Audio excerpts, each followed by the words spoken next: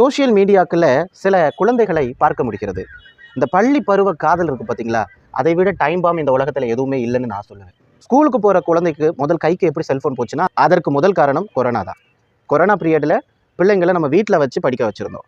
அந்த வீட்ல வச்சு படிக்க வச்சிருந்த பொழுது, செல்ஃபோன் குடுக்க வேண்டிய கட்டாயத்துக்கு தள்ளப்பட்டோம். அப்படித்தானே? வீட்ல இருந்து ஆன்லைன் கிளாஸ் வந்து அவங்க அட்டெண்ட் பண்ணாங்க. அந்த நேரத்துல நீங்க செல்ஃபோன் குடுக்குறது தப்பு இல்ல. ஆனா இப்ப எதற்காக குடுக்குறீங்க? இதுதான் என்னுடைய முதல் கேள்வி. ஓகே, ஃபோன் குடுத்துட்டீங்க. எதற்காக இன்டர்நெட் போட்டு குடுத்தீங்க? செல்ஃபோனு, சிம் கார்டு, இன்டர்நெட் இப்படி குழந்தைங்க கெட்டு போறதுக்கு நம்மளே முக்கிய காரணமா அமைஞ்சிடுறோம். இன்னைக்கு பச்சை குழந்தைகளுக்கு தெரியக்கூடாதது எல்லாம் தெரிகிறது. அதற்கு காரணம் என்ன? உள்ளங்கையில சுருங்கி உலகம் வந்துருச்சுங்க. இந்த செல்ஃபோன்ங்கிற ஒரு விஷயத்துல ஆக்கவும் முடிகிறது, அழிக்கவும் முடிகிறது. சிறுவர்களாக இருப்பவர்கள் தன்னுடைய திறமையை வெளிக்காட்டி உலகுக்கு மத்தியில தன்னுடைய அந்த டேலண்ட்டை வச்சு சம்பாதிக்கக்கூடிய நிறைய யூடியூபர்ஸை நம்மளால பார்க்க முடியுது. இந்த ரித்விக்குங்கிற பையன்லாம் உங்களுக்கு நல்லாவே தெரியும் எந்த அளவுக்கு அழகா பேசுவாங்கிறது உங்களுக்கு தெரியும். இன்னைக்கு அவன் படம்லாம் நடிச்சு அதுல நிறைய விருதுகள்லாம் வாங்குறான். வாழ்த்துக்கள். இந்த மாதிரி கலைக்கு மட்டும் இல்லைங்க, நிறைய சோசியல் கருத்துக்களை சொல்லக்கூடிய நிறைய குழந்தைகளையும் பார்க்க முடிகிறது.